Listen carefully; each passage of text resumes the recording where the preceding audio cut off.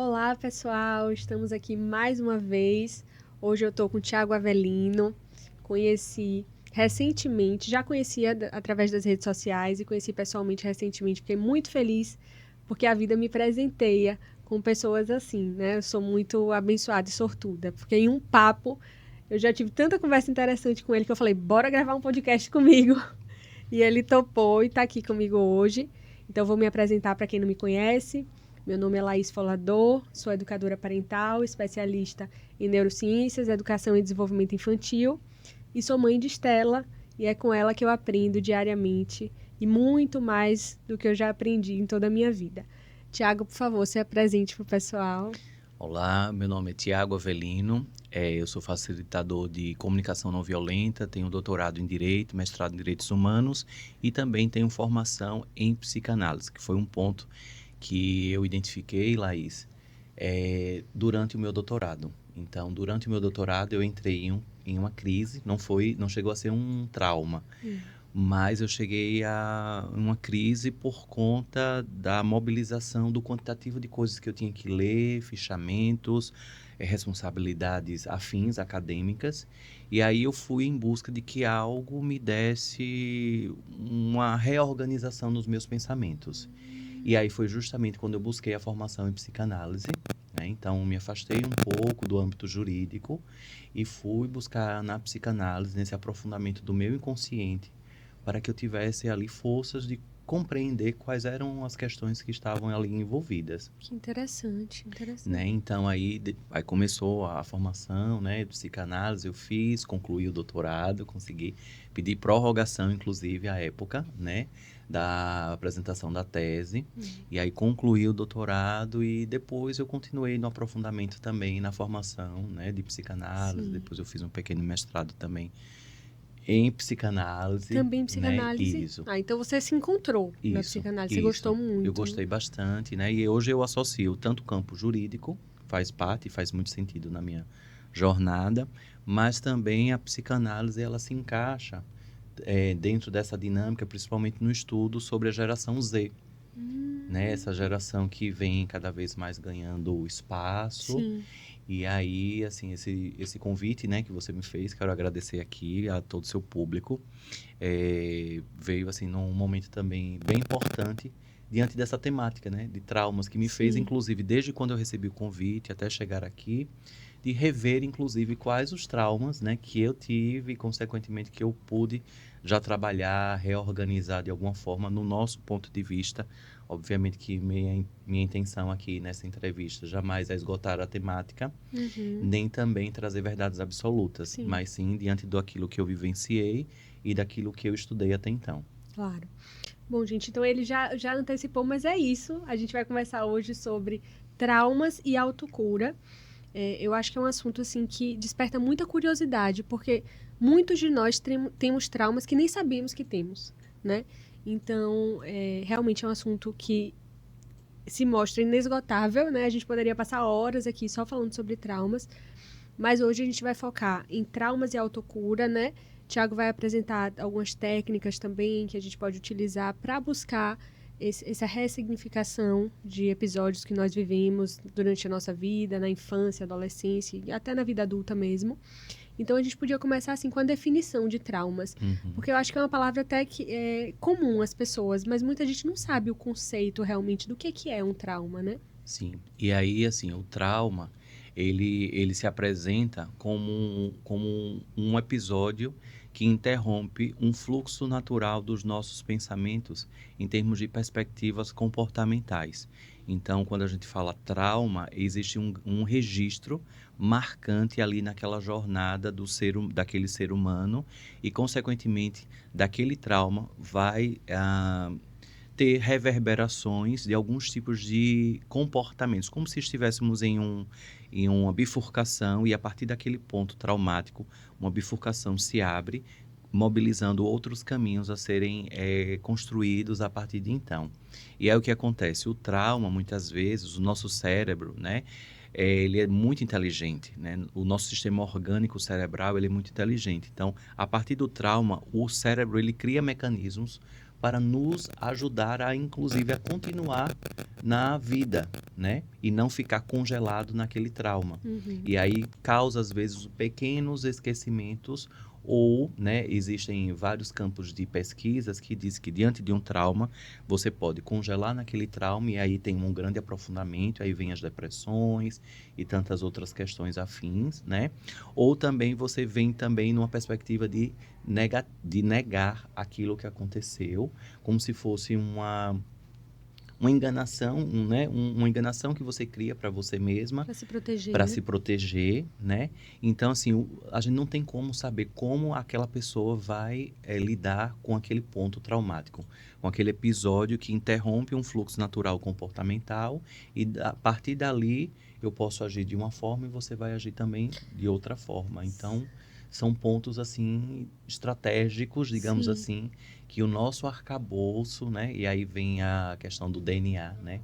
O nosso DNA naquele movimento, porque nós temos um ponto no nosso cérebro que é o nosso cérebro reptiliano, ou seja, é o nosso cérebro instintivo, né? Então, assim, se um mosquito ele me pica agora, imediatamente eu vou reagir. Então, isso daí é o nosso cérebro reptiliano nos auxiliando à defesa. E, consequentemente, diante do trauma, existe muita liberação de adrenalina. E aquela adrenalina vai também mobilizando os músculos e aí reverberando tantas outras sensações e provocando, inclusive, alguns distúrbios, né, ali dentro do próprio comportamento. Então, uma menina, por exemplo, que sofreu algum tipo de abuso, né? E aquele abuso, ele causa algum trauma na infância, né? Digamos que foi na primeira infância, ela vai assumir alguns comportamentos completamente diferentes, né? Em termos de se proteger mais. Então, a estrutura corpórea dela vai demonstrando, vai dando sinais, a linguagem corporal. Então, possa ser, né, que haja os ombros ficam mais arqueados para frente, como se estivesse invisibilizando os seios, ou seja, eu não quero chamar a atenção para que eu não chame ali uma outra pessoa para que me cause mais ainda algum tipo de Sofrimento, abuso, né? Algum abuso. tipo de sofrimento. Então, assim, existem pontos que a gente vai verificando o quanto o nosso corpo ele vai reagindo naturalmente e na nossa defesa. E se a gente não presta atenção nesses sinais, né? Quem tem filhos, sobrinhos, netos, quanto é importante ficar prestando atenção em sutis mudanças de comportamentos, né? Então, se algo fazia sentido para aquela pessoa e daqui a pouco a pessoa já não quer mais. E então, assim, não querer ir para o colégio, por exemplo, não pode ser somente encarado como uma birra, como uma rejeição ao estudo. Precisa ser compreendido de forma mais holística, Sim. né? Compreender o que está ali acontecendo. Se está sofrendo algum bullying, e aquele bullying também pode provocar um trauma que vai reverberar para questões comportamentais. Então, assim, o trauma, né, o conceito de trauma, a gente não traz de uma maneira muito fixa, mas de uma forma fluida, porque cada ser humano vai ter essa interrupção comportamental e vai reagir de uma forma, às vezes, completamente diferente um do outro, né? Isso que eu fui ouvindo você falar e foi me surgindo várias memórias, assim. E aí eu lembrei, engraçado, que eu e minha irmã, essa que eu falei que falei antes, né? Vocês não estavam ouvindo, nós estávamos conversando só os dois aqui. Nós temos 5 anos de diferença. E nós temos memórias completamente diferentes da nossa infância e adolescência. Tem coisas que ela lembra que eu apaguei completamente. E é justamente de uma fase que foi muito difícil para mim, que foi quando o pai dela faleceu. Nós temos pais diferentes. Quando o pai dela faleceu, eu tinha 11 anos, mas eu era muito apegada a ele. Eu morei com ele desde quando era muito pequena. Ela tinha 6 na época. E assim, naquele período, foi muito sofrido para mim. E eu apaguei muita coisa dessa época. Já ela lembra, ou já ela esqueceu outras situações que nós vivemos que eu já lembro, porque era uma fase que para mim não era tão difícil quanto para ela. E engraçado que eu falei disso agora, a gente estava juntas há uma semana, e eu falando, poxa, tem coisas que você lembra que eu apaguei completamente e coisas que eu lembro que você apagou. E agora você falando isso faz todo sentido, porque realmente deve ter sido algum bloqueio por conta dessa situação traumática que nós vivemos e outras, enfim. E aí, enfim, para me proteger, meu cérebro, né, Uhum. agiu dessa forma, me fazendo esquecer algumas coisas e com ela também. E é interessante isso, né, como a gente acaba se protegendo sem perceber. Isso mesmo. E você falou do cérebro reptiliano, e eu achei interessante você trazer isso, porque na primeira infância é o que comanda, né, a cabeça das crianças. Então, assim, elas agem muito por impulso Sim. também, né? E aí é isso que você falou. Se a gente age quando chega um mosquito, a gente mata o mosquito, a criança, ela muitas vezes ela grita, ela bate, porque ela não tem maturidade cerebral ainda para agir de uma forma diferente. Por isso que a gente tem que ter paciência para conduzir ali da melhor forma. Você mencionou o bullying, e aí eu costumo falar isso também para mães e pais que eu atendo, que o comportamento da criança é sempre uma forma de comunicação. Muitas vezes a criança não tem condições de se expressar como a gente faz, né? Na maioria das vezes. Então, se ela está se comportando de determinada forma, a gente tem que investigar, né? Esse é o nosso papel como pai e mãe. Investigar o que é que há por trás, interpretar aquele comportamento para evitar um trauma, inclusive, seja por conta de bullying ou por qualquer outra razão, mas entender que o comportamento é comunicação, né? Uhum. E aí, vamos conversar mais sobre essa questão agora de como é que a gente pode lidar com esses traumas, né? Além da terapia, eu sei que existem outras ferramentas, outras técnicas que podem nos ajudar a lidar com esses traumas que muitas vezes a gente nem sabe que tem, né? Porque eu vejo muitos adultos conversando e falando, não, mas minha vida foi tão tranquila até aqui. E aí, quando você senta e vai investigar, você vê que tem diversas situações traumáticas ali naquela infância, naquela adolescência. Eu sou uma pessoa muito observadora. Então eu fico analisando as pessoas. Uhum. Péssimo hábito meu. Mas assim, quando eu vejo algum comportamento de alguém, eu falo, vixe, isso aí deve ter vivido isso, isso e aquilo. Por isso que se manifesta dessa forma hoje. Por exemplo, a pessoa muito na defensiva, que se segura, que quer fazer tudo sozinha. Muito provavelmente, durante a infância, ela foi obrigada a se colocar nessa situação de eu preciso fazer, porque se eu não fizer, ninguém vai fazer por mim. Assim, por certa negligência emocional, talvez, dos cuidadores. E a criança se via na obrigação de se virar sozinha e na vida adulta ela vestiu essa armadura de eu sou autossuficiente, eu consigo fazer tudo sozinha, não preciso de ninguém. E quando você vai ver por trás, é uma pessoa super frágil, que precisa de acolhimento, precisa de uma corregulação que ela não teve na infância e agora na vida adulta ela precisa ser corregulada, porque a gente se engana muito se pensa que os adultos não precisam ser corregulados. Se eles não tiveram isso durante a infância, provavelmente na vida adulta eles vão precisar de outra pessoa que faça isso, seja em processo terapêutico, seja com amigos, companheiros, enfim, outras pessoas que vão ajudar ali, que vão acolher e ajudar esse adulto a se corregular mesmo, né? Porque muitas vezes esse adulto que não foi educado emocionalmente, ele não consegue se regular sozinho. Você vê muitos pais que perdem as estribeiras educando os filhos e não entendem por quê, mas porque na infância deles faltou um cuidador que fizesse esse papel de chegar junto, ouvir, entender o que a criança estava sentindo e corregular, né? E aí eu queria te perguntar isso, assim, trauma precisa ser algo, uma situação muito drástica que aconteceu, ou existem pequenos traumas como esse que eu mencionei de negligência, né, que a criança vai ficando marcada por isso e vai impactar durante a vida adulta, enfim, acompanhar até. Então, é interessante, né, você aborda essa questão da sutileza dos traumas, né, não estamos aqui graduando, colocando níveis, mas assim, os traumas eles podem estar disfarçados de outras questões que não sejam tão gritantes ali, alarmantes. Por exemplo, tem uma frase que eu não sei quem está, né, aqui nos assistindo, se já escutou, engula o choro. Eu escutei na minha infância, né? Então, quando eu apanhava por alguma razão, imediatamente diz assim, engula o choro. E aí o que essa frase tem de traumática?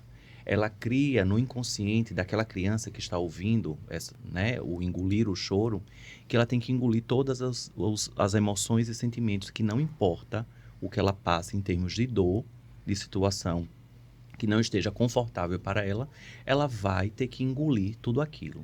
E aí isso vai reverberando em um adulto de que, por mais que seja dificultoso ali alguma fase da vida, então esse engolir o choro, ele cria, né, uma fissura, digamos assim, né, na linha comportamental da criança, daquela pessoa que ouviu, e provoca esse adulto ferido, né? Esse adulto que carrega essa criança ferida, que ele vai ter dificuldade em se expressar.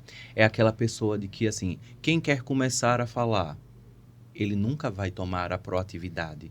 Ele vai esperar que uma outra pessoa comece a falar para ele verificar se o que ele talvez falaria teria pertinência. E aí, assim, depois ele vai, com muito esforço, ali se expressar. E mesmo assim, com um temor de uma validação, um temor de ser punido por aquilo. Então, geralmente, o trauma, ele traz a sensação de ser punido.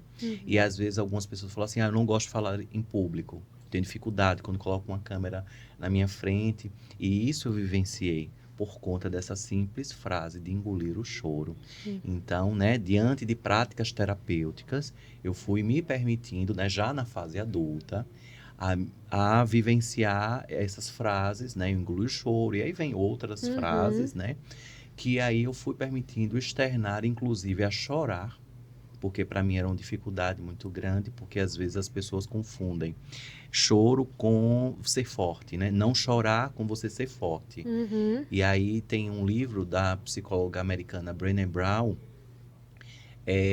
da questão de ser Ah, já imperfeito, li, né? maravilhoso. Isso, né? E aí, assim, ela traz isso como forma libertadora, ou seja, a vulnerabilidade, vulnerabilize-se, né? Como um ato libertador. Se precisar de ajuda, peça ajuda. E isso não Exatamente. tem nada a ver em ser forte ou fraco. Isso. Então, o quanto esse engolir os choros, assim, seja forte E inconscientemente. você pensa assim, né? Uma frase curta que impacta tanto nas nossas vidas, né? Sim, São várias camadas do engolir o choro. Isso reverbera em várias camadas nossas, né? Do adulto que a gente vai se tornar, da nossa confiança, da nossa vulnerabilidade. Enfim, você falou do processo terapêutico. Quando eu falei aqui que eu observo muitas pessoas, eu faço isso comigo também, viu, gente? Não é só com as outras pessoas, não. E eu imagino que todos deveriam fazer isso, né? De fazer uma autorreflexão, se olhar, ter autocompaixão mesmo, né? Olhar para você. Não tô dizendo para você ter pena de si mesmo. Existe uma linha aí entre você se vitimizar e você ter autocompaixão. Autocompaixão é olhar para si mesmo e pensar: vivi várias experiências e quais dessas experiências estão impactando na minha vida hoje? O que é que eu posso fazer para lidar com elas, né? E aí é aí que eu queria entrar nisso, né? Eu faço terapia há muitos anos já e queria saber de você, assim, quais técnicas, além da terapia, né, do atendimento terapêutico, a gente pode utilizar para ir tratando esses traumas, né? E promovendo a autocura mesmo, né? Se libertando dessas memórias que muitas vezes estão lá escondidas no subconsciente, que influenciam nas nossas atitudes e a gente muitas vezes não percebe. Né? Mas você que é psicanalista também deve fazer essa leitura de algumas pessoas, enxergar um comportamento e ver que por trás daquele comportamento existe uma causa, que muitas vezes essa causa está na infância, né? E que a pessoa não conseguiu se curar muitas vezes porque ela não procura ajuda e não enxerga, sim, né? sim. E aí, assim, você falou da causa e, assim, de planos terapêuticos, né? Que podem ser associados, somados a essa autocura. Lembrando que não é um ponto estático, mas sim um ponto em metamorfose. Porque ali foi a ponta do iceberg, digamos assim, para que outras questões acontecessem. E aí existem técnicas como o renascimento, ou seja, a hiperventilação cerebral. E aí você vai vasculhando, naturalmente o seu corpo vai expressando alguns tipos de situações que ali pontualmente, tratando com uma pessoa bem habilitada, ela vai saber conduzir e ressignificar aquele ponto. Tem a microfisioterapia, que eu assim gosto bastante, e a modulação cerebral. Então, assim, eu particularmente, de vez em quando eu faço algumas sessões de microfisioterapia. Como é que funciona? Nunca ouvi A falar. microfisioterapias são toques suaves, né? É, pelo seu corpo, e a microfisioterapeuta ela vai percebendo algumas situações, algumas memórias que estão ainda registradas e reverberando como traumas no seu corpo, porque o nosso corpo vai carregando, né, tudo isso. E aí, assim, diante disso, eu vou colocar um parêntese aqui, vou até compartilhar uma questão pessoal, nunca tinha falado isso em público. Dentro da sessão da microfisioterapia, foi muito interessante que ela disse assim, bata a palma aí, Tiago. Aí eu comecei a bater palma. Ela disse assim, você não é destro, você é canhoto. Aí eu disse, mas eu sou canhoto. Ela disse assim, você é canhoto. E aí depois, a partir desse ponto que ela falou, aí eu fui compartilhar com ela, eu disse, será que por isso que eu, quando era criança, eu queria escrever com a direita, mas também eu queria com a esquerda? E aí me veio uma memória de que a minha mão esquerda, na época da alfabetização, ela ficava não amarrada, mas assim, meio que isolada para que eu escrevesse Ai, melhor com a Tiago, direita, nossa. porque existia uma crença de que quem escrevia com a mão esquerda era bruxo, vinha de uma questão de bruxaria, né? E veja, Sinto na muito você ter passado microfisioterapia por isso. veio essa memória que estava registrada na época da minha alfabetização, ou seja, nem sei a idade, eu acho de 5, 6 5, anos, 6 anos. que é a época da alfabetização, e eu vejo o quanto isso estava ali. E foi na microfisioterapia que veio à tona isso, e aí quando eu fui confirmar, inclusive com minha mãe, obviamente que é super delicado, né? Aí para os pais, né, assumirem alguns tipos de posturas na educação, Uhum. né? E ali foi identificado isso daí também. Então, E assim, isso você daí veio numa terapia complementar, né? Não claro, veio numa sessão, né, ali, de terapia isso, tradicional, né? tradicional. Veio numa terapia complementar, feita por uma fisioterapeuta com especialização em microfisioterapia. Uhum. E aí veio essa questão que me Engraçado. desbloqueou para várias questões que eu comecei a me permitir de uma maneira mais fluida Uhum. na minha jornada, porque ali representou um ponto, Uhum. né, de Você trauma. falando isso, eu me lembrei que eu já ouvi isso de outras pessoas, que elas nasceram canhotas, mas não permitiam e brigavam quando a criança escrevia com a mão esquerda para que ela escrevesse só com a direita. Que coisa, né? Que coisa, porque era uma característica sua natural que foi podada, né? Você Sim. foi obrigado a aprender uma coisa que para você não era natural. E eu comecei a assumir, ou seja, é como se você começasse a assumir uma postura de um outro eu, Sim. né? De um outro eu, e acaba vivenciando também uma confusão cerebral, Uhum. né? Porque o seu cérebro ele agiria de uma forma, e aí eu fui também, rememorando que o quanto eu tinha mais força, tenho mais força na mão esquerda e não na direita, Uhum. o quanto eu coloco a xícara do lado esquerdo e não do lado direito. Então fui vivenciando alguns comportamentos que a gente vai Sim. tendo inconscientemente, a gente volta para o inconsciente, né? O inconscientemente que a gente vai adotando comportamentos que a gente não tem noção. Eu, pelo menos, não tinha noção. Então, foi na microfisioterapia. Você falando disso agora, eu me lembrei que quando a minha filha nasceu, eu tive muitas dificuldades com a amamentação. Muitas. E nos primeiros dias foram muito difíceis. Foram muito difíceis os primeiros dias. Ela me machucava muito, a pega estava incorreta. E aí, depois de tentar várias técnicas, minha consultora de amamentação falou: não, vou te passar o número de um osteopata. E a osteopata foi, e quem não acredita fica: essa moça tá fazendo o quê? Que tá só encostando a cabeça da criança assim com o dedo, tá fazendo nada. Mas assim, eu sou muito crente de técnicas holísticas naturais, eu realmente acredito. E eu acho que quando a gente acredita faz ainda mais sentido, né? E aí, ela fazendo isso, em Estela e em mim, ela perguntou: como foi seu parto? E aí eu desabei, né? Porque meu parto foi muito traumático. Eu fiquei 24 horas em trabalho de parto e Estela chegava, eu pegava na cabecinha dela e ela não saía. Então, assim, foi muito frustrante para mim o fato de eu ter chegado muito perto, 10 centímetros de dilatação e não ter conseguido parir normal.